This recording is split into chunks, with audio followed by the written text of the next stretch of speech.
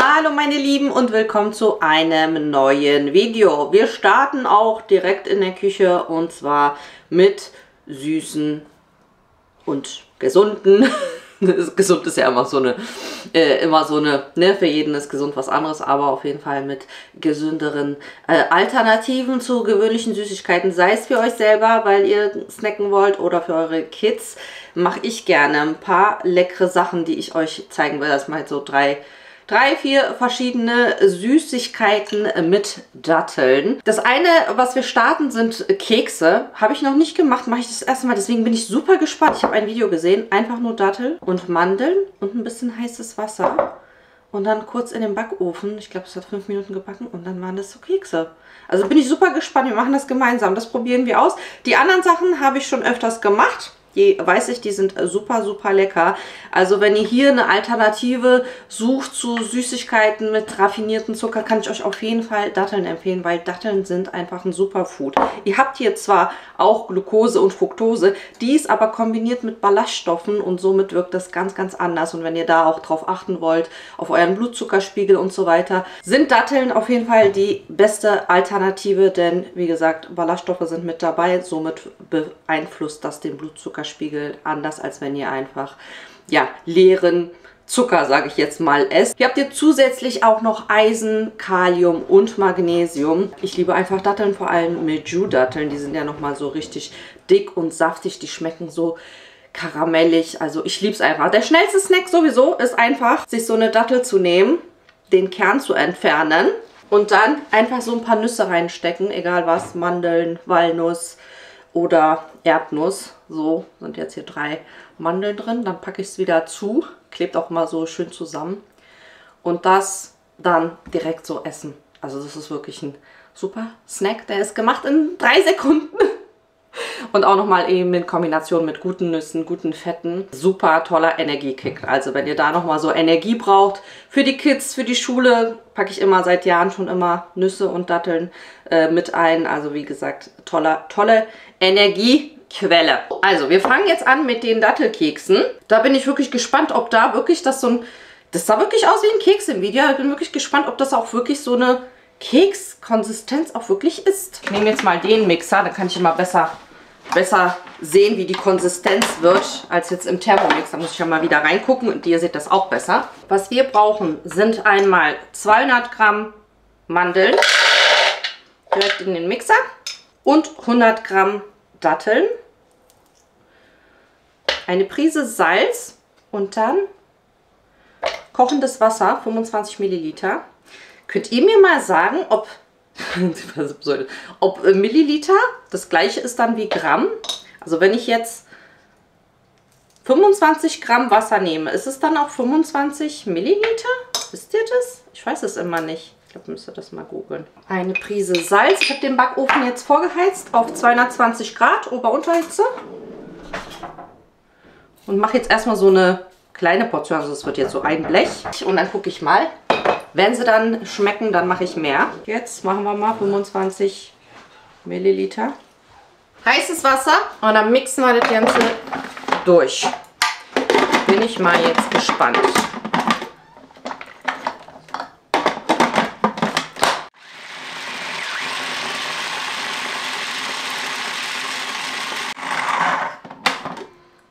Ja, das sieht schon besser. Also müsst ihr auf jeden Fall richtig gut mixen. Wahrscheinlich hätte es jetzt der Thermomix schneller gemacht, aber... Jammer! Nehmen wir uns immer ein bisschen was. Ich mache die mal jetzt... Ich weiß nicht, ob es noch feiner sein müsste, eventuell. Da sind schon auch ein paar grobe Stücke dabei. Wir werden sehen. Wenn die jetzt irgendwie nicht so toll sind, dann mache ich das nächste Mal im Thermomix. Also, wir machen eine Kugel. Und dann machen wir die Kugel platt, wie so ein Keks, ne? So. Ich bin wirklich gespannt, ob das jetzt ein Keks wird. Ja, guck mal hier. Das sieht jetzt ein bisschen feiner aus, ne? Das waren diese oberen Stellen, was der Mixer nicht mehr gegriffen hat. Also kann sein, dass das ein bisschen anders wird als das. Naja, wir werden es sehen. Ich werde euch dann sagen, was besser ist. Super fein zu malen oder ob es Schnuppe ist, wenn da grobe Stücke mit dabei sind. Ich hätte hier eigentlich auch noch Zimt reinmachen können. Ich mag das ja, wenn so Zimt dabei ist. Dann schmeckt es noch ein bisschen winterlicher. Also könnt ihr gerne machen, noch Zimt reinmachen.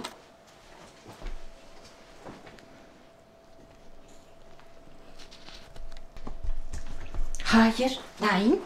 Nein. Nein, Pipi.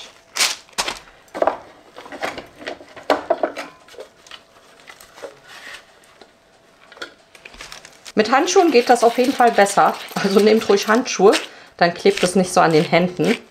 Also das geht viel, viel besser jetzt mit den Handschuhen. So, schaut.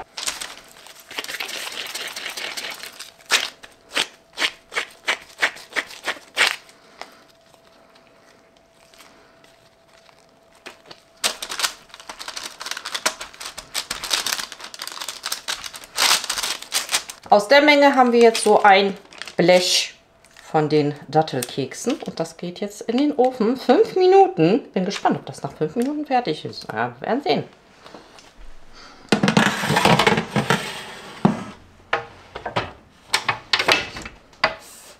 Und falls ihr jetzt fragt, Roxana, wo bekomme ich denn gute, qualitativ hochwertige, leckere Datteln denn her, dann kann ich euch auf jeden Fall den Datteldealer empfehlen. Denn zum einen stammen die Datteln aus Palästina, zum anderen sind diese Datteln nie älter als 1 Monat. Also die kommen super, super frisch bei euch an, sind aber mega lange haltbar. Also wenn ihr die einmal bei euch zu Hause habt, wenn ihr die kühl lagert, mit denen passiert gar nichts. Die bleiben super, super lange frisch. Ich habe jetzt hier ganze 5 Kilo. Das geht bei uns sowieso relativ schnell weg. Zum Ramadan muss ich mir wahrscheinlich nochmal eine Packung bestellen. Da essen wir ja nochmal extra viele Datteln. Und die sind wirklich super, super schön von der Qualität. Man bekommt leider nicht immer schöne Datteln. Ist oft sehr, sehr schwer. Deswegen kann ich euch auf jeden Fall den Datteldealer empfehlen. Ich habe auch einen kleinen Rabattcode für euch und zwar ganze 10% Rabatt mit dem Rabattcode, den ich euch hier einblende, Roxana10. Den findet ihr auch nochmal unten in der Videobeschreibung, genauso den Link zum Shop. Was auch noch mega ist, 5% der Einnahmen gehen an Hilfsorganisationen in Palästina, in Deutschland und an Tierheime. Also ihr tut auch nochmal was Gutes bei eurem Kauf. Ich kann euch auf jeden Fall die Datteln vom Datteldealer empfehlen. Schaut dafür nochmal in die Videobeschreibung, da ist der Link und Rabattcode. Und jetzt schauen wir mal, wie die Dattelkekse geworden sind. Die müssten jetzt fertig sein. Ja, oh Gott, hat mich erschreckt. Da ist der Timer. Sind jetzt 5 Minuten rum. Ich glaube, ich lasse die noch 2-3 Minütchen. Mein Backofen ist ein bisschen lahm, muss ich sagen. Normalerweise, ich muss immer ein bisschen mehr drauf packen. Also ne, 220 Grad wurde da gesagt im Video. Aber mein Backofen, der ist ja auch schon 15 Jahre alt oder so. Ja, der ist so alt mit den Kindern, mit der Küche. Ja, 16 Jahre alt ist mein Backofen. Der ist schon, ich merke schon nicht mehr. Der ist schon einmal, ist ja unten, glaube ich, der Heizstab kaputt gegangen, hatten wir repariert. Genau, der hat von unten nicht mehr geheizt. Der ist ein bisschen, mein Backofen ist ein bisschen schwach, ja. Es riecht auf jeden Fall lecker. Also es riecht nach gebackenen Keksen. Das ist schon mal gut. Jetzt holen wir die raus. Könnt ihr die rausholen, wenn ihr so außen schon so ein bisschen braunen Rand seht, ne? Yay! Also ne, rundherum ist jetzt so ein bisschen kleiner brauner Rand geworden. Jetzt lassen wir die mal abkühlen, dann bin ich mal gespannt. Jetzt fühlen die sich noch ein bisschen weich an. Ich denke mal, wenn es jetzt abkühlt, wird es jetzt noch mal ein bisschen härter. Und während die abkühlen, machen wir jetzt mein Favorite Snack. Wer liebt auch Snickers? Wir machen die gesunden Snickers. Das ist so lecker. Die Kids lieben das auch übrigens. Also eine gesunde Alternative zu Snickers. Wenn ihr die wollt, dann schaut zu. Dafür geben wir uns jetzt auch wieder ein Backpapier. Legen uns am besten ein Holzbrett drunter. Mit dem Backpapier lässt sich das einfach dann später besser lösen. Dafür nehmen wir uns die Datteln. Natürlich wieder einen Steinen. So. Und dann legen wir die uns hier so hin.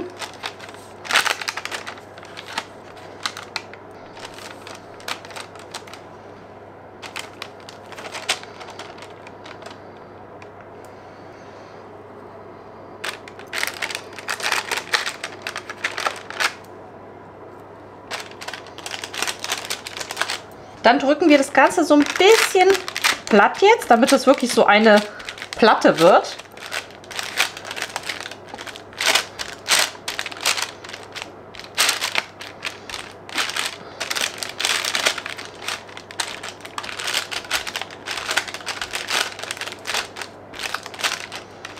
Dann schmelzen wir uns ein bisschen Schokolade. Ich würde euch da empfehlen, halt eine dunkle Schokolade. Desto dunkler, desto besser. Ja, also ich habe hier einmal 90%. Das ist zum Beispiel für die Kids schon sehr, sehr dunkel. Aber 70% ist ganz gut. Deswegen, ich mache es jetzt mit den 70. Damit die Kids das auch essen, weil sonst ist denen das einfach zu stark, zu bitter. Aber desto höher der Kakaoanteil, desto besser ist einfach die Schokolade. Ich mache jetzt mal die ganze, also es sind jetzt hier 100 Gramm. Und damit die Schokolade nicht ganz so hart ist und sich besser dann auch schneiden lässt, nehme ich noch ein bisschen, ganz wenig Kokosöl dazu. Während die Schokolade schmelzen tut, probieren wir jetzt mit Mike Mister die Kekse. Die sind wirklich fest geworden. Also jetzt sind die wirklich wie ein... Ich bin gerade so voll erstaunt. Weißt du, was das drin ist? Nee. Das ist nur Mandel und Dattel. Mandel und ein bisschen heißes Wasser. Nur Mandel und Dattel. Das ist voll der Proteinsnack, ne? Weil Mandel sind proteinreich. Warte mal, was waren proteinreicher? Mandeln oder Erdnüsse? Eins von beiden. Naja, alles an Nüsse ist immer gut, ne? Wer jetzt eine Nussallergie hat, für den wird es jetzt ein bisschen schwierig. Aber beide sind was geworden. Auch die ein bisschen gröber sind und die feiner. Ich probiere jetzt mal von dem feinen. Ich nehme mal deine Hälfte. Also auf jeden Fall so fest wie ein Keks.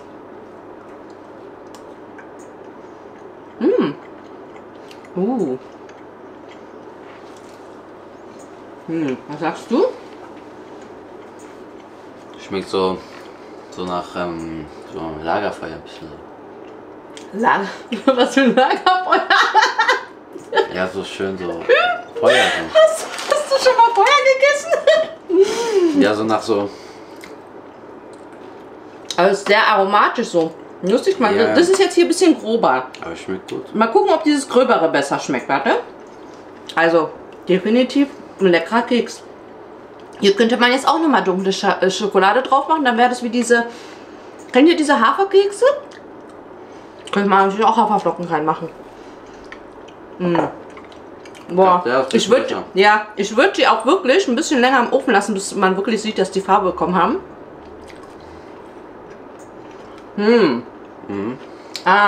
Schaut mal. Dieses bisschen gröbere ist sogar besser. Ja, das ist nochmal so knackiger, ne? Ja. Dann macht es doch nicht so fein. Ein bisschen gröber. Also lasst es mal so ein bisschen gröber. Aber es ist ein richtig leckerer Keks, ne? Schmeckt gut. Schokolade oben drauf vielleicht noch, wenn man mag. Ja. Und Proteine, ne? Boah, hätte ich jetzt echt nicht gedacht, dass die so lecker werden. Wow. Dattel, Mandel und schon hast du einen Keks. Der schmeckt gerade ein bisschen wie ein Butterkeks. Der schmeckt so, der schmeckt so. Ja. Hä? Oder? Welt? Warum schmeckt denn das gerade nach Butterkeks? Okay, ich schreibe euch nochmal das genaue Rezept in die Videobeschreibung. Macht das auf jeden Fall nach. Also die müsst ihr 100% nachmachen. Die sind bombastisch. Boah. Und dauert auch nicht lang. Dazu Käffchen. Wow. Ne? Kindergeschmackstest approved. Weißt du, was ich jetzt hier mache? Very nice. Also Snickers nehmen? Ja, Snickers. Jetzt machen wir Snicker-Bars. Oh, meine Schokolade. Wir nehmen jetzt Erdnussmus und zwar reines, also 100%iges Erdnussmus, keine Erdnussbutter, wo dann auch noch meistens noch Öle, extra Öle wie Palmöl oder so zugesetzt sind oder Zucker, sondern wirklich 100%iges Erdnussmus. Das verteilen wir hier schön überall auf den Datteln drauf. Also wer noch ein bisschen mehr Crunch mag, kann jetzt noch zum Beispiel ganze Erdnüsse noch mit dazu geben. Ich mag das so. Im Snickers hat man ja auch mal so ganze Erdnüsse noch mit dabei. Deswegen mache ich das jetzt auch. So, auch das geht super schnell, super easy und ist einfach so lecker. Jetzt kommt nur noch die Schokolade drüber.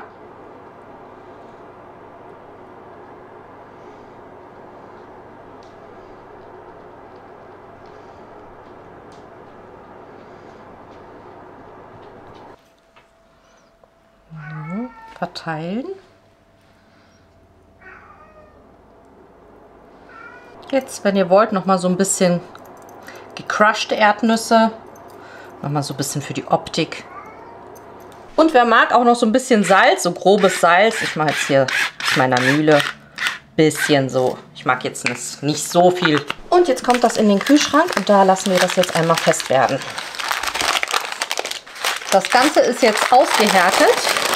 Jetzt können wir uns das schön zurechtschneiden in so Stückchen, die wir essen wollen.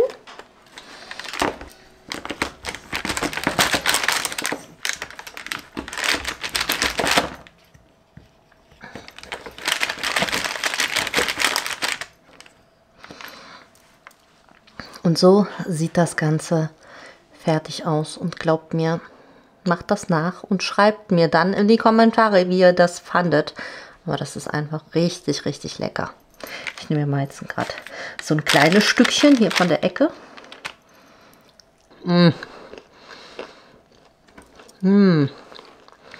So lecker. Könnt ihr euch jetzt so eine Tupper machen und dann einfach am besten im Kühlschrank lagern.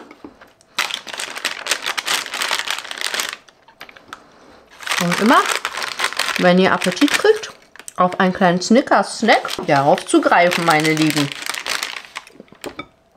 Oh, das ist so lecker. Jetzt machen wir noch so Haferflocken. Cups, wie wäre das denn jetzt auf Deutsch? Muffins wären es nicht, wir werden eine Muffinform benutzen. Haferflocken, irgendwas. Schreibt es in die Kommentare, wie das heißen soll.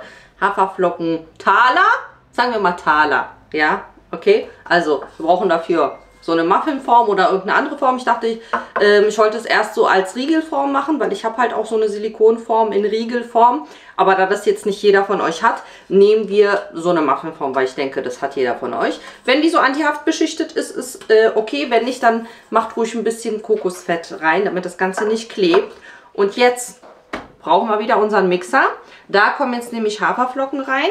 Ich werde euch die genauen Mengenangaben auch wieder unten in die Videobeschreibung reinschreiben. Ich habe jetzt eine große Menge. Ich weiß nicht, ob es sogar 2 davon werden. Ich weiß es nicht genau. Ich schreibe euch aber die kleinere Menge rein. Also die Hälfte von meinem Rezept. Ja, weil nicht jeder macht so viel, wie ich jetzt mache. Aber die Kinder essen ja auch immer alles mit. Die haben auch schon die Kekse verdrückt. Die sind super gut angekommen. Also da werde ich jetzt nochmal die Tage eine größere Portion machen. Also die doppelte Portion. Weil das ging super schnell weg. Also hat den Kindern richtig gut geschmeckt. Mandeln oder ihr nehmt Nüsse, die ihr mögt. Ist vollkommen egal.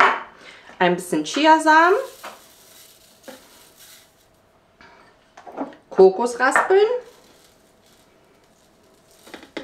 Oder Kokosflocken. So das gleiche, ne? Und dann wieder unsere Datteln für die Süße und für die Klebrigkeit. Boah, jetzt sind wir hier wieder. Ich immer mit meinen Riesenmengen, ne? Jetzt ist es so, wenn ihr keine Mesjour-Datteln habt, sondern so diese bisschen trockneren, dann weicht die so 15 Minuten in heißes Wasser ein. Wenn nicht, braucht ihr das nicht. Also bei denen brauche ich es nicht. Eventuell mache ich dann noch mal ein bisschen heißes Wasser dazu. Also ihr müsst hier einfach schauen, die Konsistenz, dass es wieder so eine schöne klebrige Masse, wie auch bei den Keksen wird, die zusammenhält. Falls es zu feucht ist, einfach ein paar Haferflocken mehr dazu geben. Falls es zu trocken ist, eben ein bisschen Wasser. Wenn ihr da zum Beispiel die Datteln eingeweicht habt, dann das Wasser benutzen. Oder halt eben, wie ich, wenn ich jetzt brauche, dann nehme ich ein bisschen vorgekochtes, warmes oder heißes Wasser. In der Zwischenzeit können wir auch wieder unsere Schokolade schmelzen. Auch hier habe ich wieder die 70-prozentige Schokolade genommen und ein bisschen Kokosöl, damit die nicht so hart wird. Und die kann jetzt langsam vor sich hin schmelzen.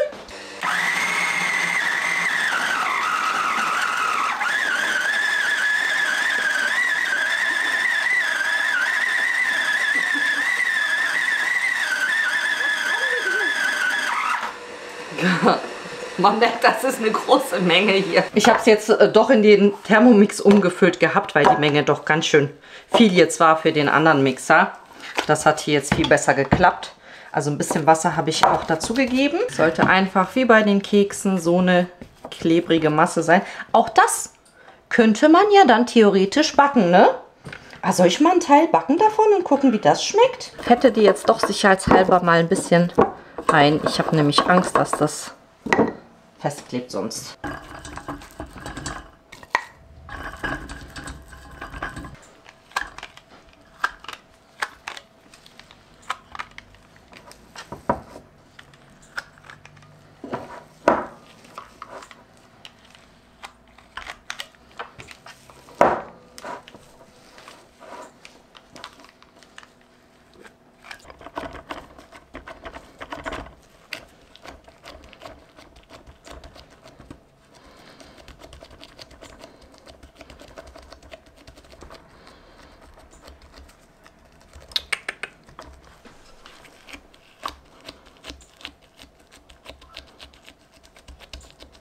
Jetzt würde zum Beispiel nur noch Schokolade oben drauf kommen. Aber ich dachte mir, ach, weil ich es einfach mag, wenn wir dann noch so einen Nussmuskern machen. Also ihr könntet das jetzt auch wieder zum Beispiel so Peanut Butter Cup mäßig machen, indem ihr statt den Mandeln Erdnüsse reintut und dann auch wieder Erdnussmus und dann Schokolade.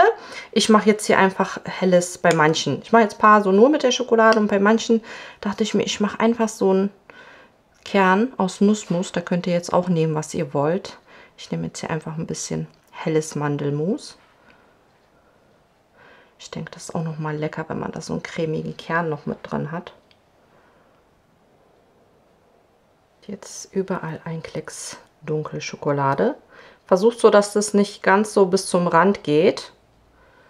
Also so, damit das nicht an der Form sonst noch festklebt.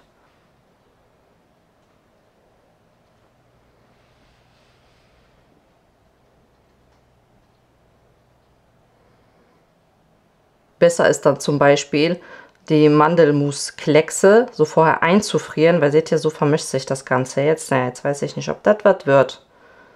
Naja, ihr seht, wir experimentieren. Na, so habe ich mir das nämlich nicht vorgestellt. Ich wollte, dass da so ein Mandelmuskern ist und nicht, dass das Mandelmus sich mit der Schokolade jetzt verbindet. Ja, wenn man sowas fancy machen möchte, dann muss man auch das Mandelmus vorher dann einfrieren, meine Lieben. Dann funktioniert auch das, was man sich so im Kopf vorstellt. Naja, wir stellen das jetzt eh mal kalt und dann schauen wir mal. Jetzt könnt ihr auch noch mal so ein bisschen fürs Auge obendrauf noch was machen. Ein paar gehackte Nüsse. Ich nehme jetzt hier zum Kontrast zur Schokolade einfach ein paar Kokosraspeln.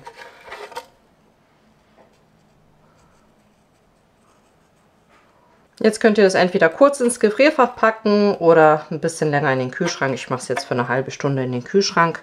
Dann sollte die Schokolade fest sein. Ich mache jetzt mal aus der restlichen Masse ein paar Kekse, weil ich bin einfach mal gespannt, wie die werden.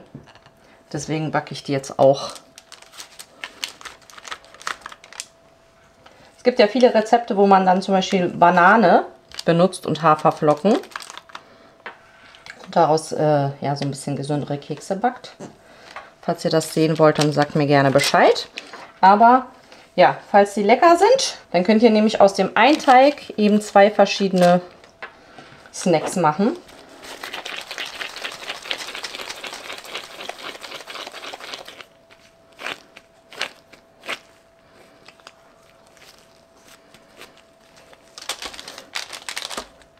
Die mache ich mal ein bisschen dicker, also nicht ganz so dünn.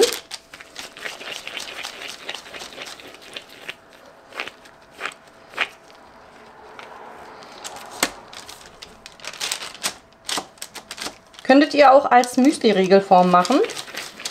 Dann sind es eigentlich auch Müsli-Riegel. Ich habe mal, ist aber schon wieder ein paar Jährchen her, da hatte ich ja mal auch das abgefilmt, so diese gesunden Müsli-Riegel für die Kids. Ich schaue mal, auch die backe ich bei 220 Grad, beziehungsweise bei meinem Ofen mache ich jetzt 230. Und ich denke schon, dass ich die eher 10 Minuten drin lassen werde. Da müsst ihr einfach mal schauen. Einfach gucken, dass die ein bisschen Farbe haben. Da ist ja nichts Rohes, was jetzt irgendwie unbedingt innen gar sein muss oder so. Das ist ja auch so ein bisschen, wie ihr das mögt. Und ich habe auch noch ein bisschen Schokolade übrig. Deswegen werde ich die wahrscheinlich auch noch mal so ein bisschen in Schokolade tunken.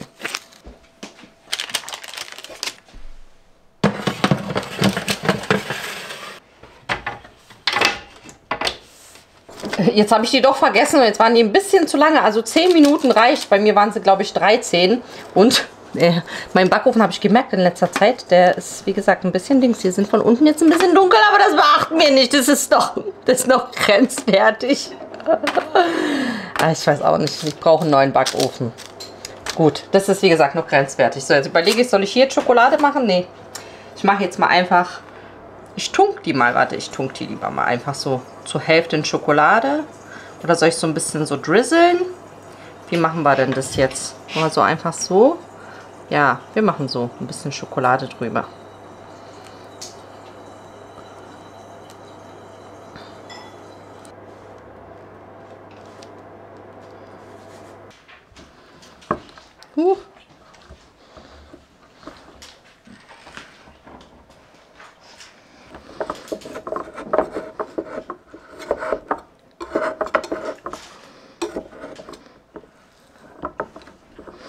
Also, die gehen auf jeden Fall raus, aber ich denke mal, mit so einer Silikonform ist es einfacher, von unten diese hochzudrücken.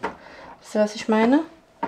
Und man muss halt aufpassen, da wo jetzt die Schokolade fest geworden ist, muss man schon so ein bisschen den Rand lösen. Also, nächstes Mal nehme ich da meine Riegelform. Die ist nämlich aus Silikon. Ist ein bisschen einfacher. Also, es geht auf jeden Fall. Mit denen wird es jetzt schwierig. Ja.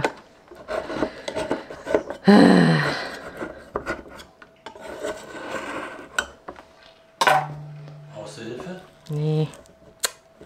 Ja, die mit dem Mandelmus, das ist nichts geworden, meine Lieben. Das war ein Fail auf jeden Fall. So läuft das nicht. So geht das nicht. Schade. Ist nicht das geworden, was ich mir vorgestellt habe. Ja, da hält auch nicht die Schokolade so drauf, ne? Wie ihr seht, nicht immer klappt alles so, wie man sich das vorstellt. Also das mit dem Mandelmus war nichts. Macht das also ohne, nur mit der Schokolade. Oder ihr könnt es auch weglassen. Keks habe ich schon probiert. Schmeckt wie ein Müsli. Würde ich sagen Müsli-Keks oder Müsli-Riegel. Wie gesagt, ich hatte ja schon mal so Müsli-Riegel gemacht. Ich weiß nicht mehr, ob da auch das gleiche drin war. Aber könnt ihr auch zum Beispiel in einer Müsli-Riegel-Form backen. Weil das schmeckt so wie so ein Müsli-Riegel, Müsli-Keks. Könnte man auch noch so, ich glaube, da hatte ich dann nämlich auch sowas wie Cranberries oder Rosinen oder sowas noch reingemacht. So sieht's aus. Hallo, herzlich willkommen. Sogar. Noch? Ich dachte. Das sind so Oat Cups. Hier ist mit Mandelmus, die sind leider nichts so geworden. Probieren wir erstmal den Keks. Aber du hast doch gestern gesagt, das schmeckt so nach Lagerfeuer. Ich weiß nicht, warum das nach Lagerfeuer geschmeckt hat. Weißt du warum? No. Aber ist noch grenzwertig, oder? War gestern auch so? Gestern war auch die untere Dings ein bisschen dunkler. So. Irgendwie, keine Ahnung, ich muss wahrscheinlich da. Ja, aber war auch ein bisschen dunkler. Aber er meinte, es schmeckt irgendwie nach Lagerfeuer. Die habe ich ein bisschen mehr verkohlt. Ja. Probier, ob du die besser findest oder die anderen. Die finde ich, es hat so ein bisschen so diese Müsli-Riegel Geschmack und Konsistenz. Das ist eigentlich das gleiche, nur nicht gebacken. Also das ist das in gebacken und das ist nicht gebacken. Ich finde, aus diesem Teig sozusagen könnt ihr mehrere Sachen machen. Ihr könnt auch Kugeln machen, ne? Das sind ja diese Energieballs. Kugeln machen und auch einen Kokosraspeln wälzen oder ein Kakaopulver oder einen Chiasamen. Eben das Ganze so als Cupform oder als Müsli-Riegelform.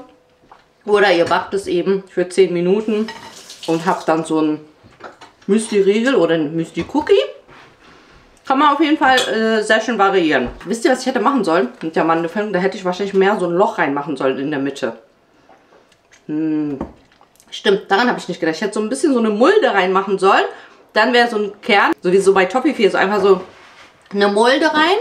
Und da dann so das Mandelmus. Und dann hätte die Schokolade das besser abgeschlossen. Ja, aber ihr seht.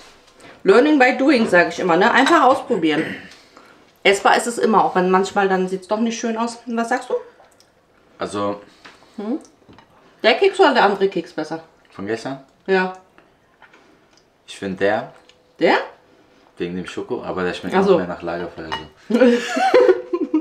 Der schmeckt noch mehr nach Lagerfeuer. Was fandst du jetzt von denen am besten? Ich fand die mit Schoko, diese besser. Aber das in roh oder in gebacken? In roh. Egal wie ihr es macht, schmeckt gut. Ohne Lagerfeuer? Ohne Lagerfeuer. Schmeckt auf jeden Fall gut. Dann werden die noch mal besser. Ja. Gut. Okay, danke dir für deine ehrliche Einschätzung. Ja, ihr seht, nicht immer klappt alles so, wie man sich das vorstellt, aber ich schreibe euch noch einmal die genauen Mengenangabe, die ich für die Mandel-Dattel-Kekse benutzt habe und für diese Haferflocken-Kombi-Mix in die Videobeschreibung. Und ich denke, ich belasse das Video so mit den 3 süßen Snacks für diesmal. Schreibt mir auf jeden Fall in die Kommentare, ob ihr sowas schon mal gemacht habt. Vielleicht habt ihr ähnliche Rezepte. Schreibt die gerne rein, wenn ich irgendwas ausprobieren soll. Ich gebe das direkt weiter für die Kids. Die können das jetzt alles vernaschen. Das ist ja das Gute. Bei uns geht alles ruckzuck weg. Bleibt nichts übrig. Manchmal denke ich mache mal irgendwas auf Vorrat. Aber da hält nichts lange bei uns. Also ich hoffe, das Video hat euch gefallen und wir sehen uns beim nächsten wieder. Bis bald!